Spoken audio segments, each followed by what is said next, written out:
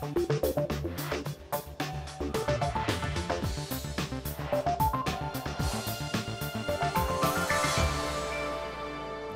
and welcome to India Business Report. I'm Rajini Vaidyanathan in Mumbai.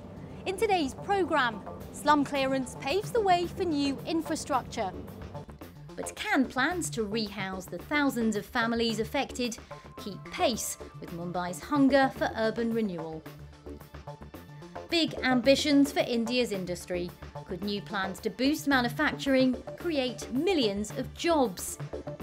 With a fast-growing economy and increasing wealth, is India still in need of foreign aid? And can social networking be used for social good? We look at the ways the web is making a difference.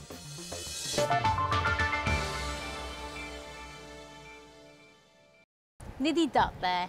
Now let's take a look at some of the business stories which have been making the headlines this week. India's central banks raised interest rates for the 10th time since March last year, as it continues to fight rising prices. In a well-anticipated move, the Reserve Bank of India raised the cost of borrowing from 7.25% to 7.5%. Figures for May showed a larger than expected jump in inflation. As measured by the Wholesale Price Index, inflation picked up to 9.06%. The rise was driven partly by an increase in the price of manufactured goods, whilst the pace of food and fuel price inflation eased. Does India need aid from abroad?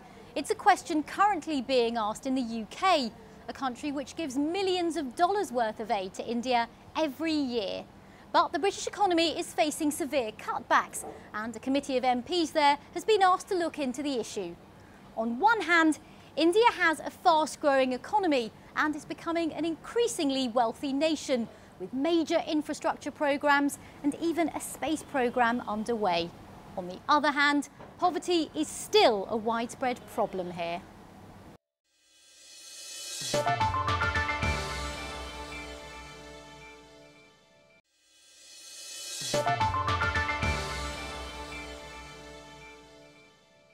Welcome back to India Business Report. I'm Rajini Vaidyanathan in Mumbai. Prime Minister Manmohan Singh has ambitious plans to boost India's industry. The government here wants to increase the scale of manufacturing by simplifying labour laws and setting up special industrial zones, all to create millions of jobs. The draft bill is expected in the next parliamentary session. From Delhi, Shilpa Kannan looks at some of the issues these proposals could face. Shilpa Kannan there. A new report into internet usage in India has revealed that social networking sites are a key reason why people are accessing the web here. In the past year, the numbers using sites such as Facebook and Twitter have risen. 84% of India's internet users are now logging on to social media sites. And many of them are using those platforms for social good, as I've been finding out.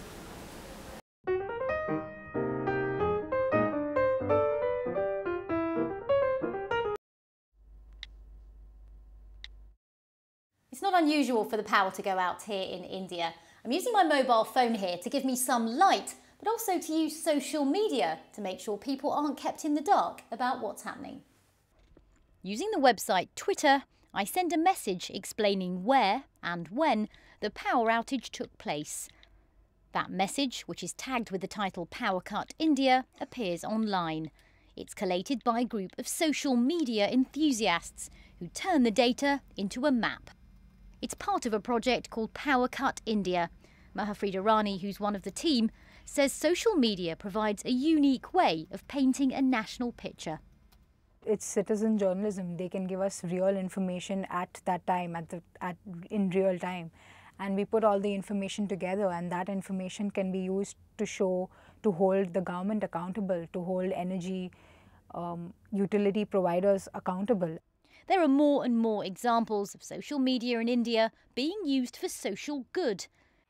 This Facebook site, set up by Mumbai Traffic Police, allows people in the city to report problems on the roads. The Rise Up India campaign used the web to get young people to vote. Meter Jam encouraged commuters in Mumbai to protest against rising rickshaw fares. And this project turned messages on a Facebook wall into the real thing.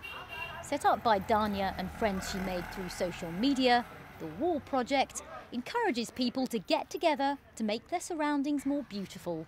It grew thanks to Facebook, a sign of the growing power the site now has here in India, with more than 30 million users now logging on.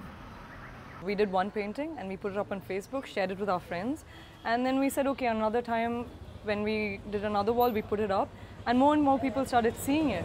A lot of credit should go to social media because things have become so much more easier with Facebook and Twitter. A new report from the internet research company ComServe suggests 84% of the country's web users now log on to social networking sites, and that's driving a rise in internet use here in India. It's extremely important because this is going to shape tomorrow. This is going to shape how India is tomorrow. If that common voice makes the authorities listen and also gets these people together to go and do things themselves.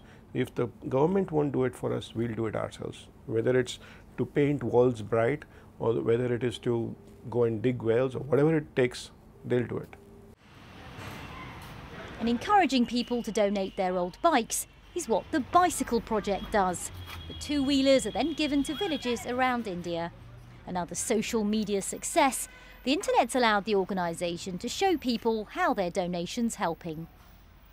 Social media just allows us to show people, the effects of where their efforts are going and our efforts as well. And they can see where their money's actually being used. Whereas with an NGO, perhaps a regular NGO, they wouldn't have that kind of access or the transparency.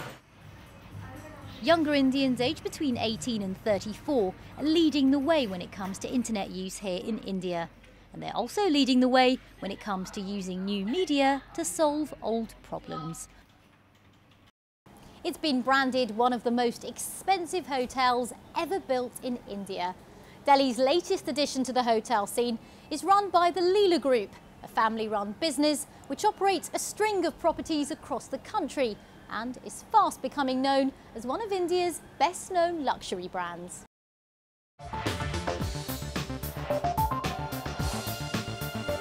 Shilpa Kannan sat down with its managing director Vivek Nair and began by asking him about the group's succession plans. Well, that's all we've got time for on this week's programme, but make sure you tune in next week when we'll be asking the question, can entrepreneurial matchmaking really provide a perfect business partnership? In the meantime, for all the latest business news, go to our website bbc.com/AsiaBusiness. I'm Rajini Vaidyanathan in Mumbai. From me and the rest of the team, thanks very much for joining us.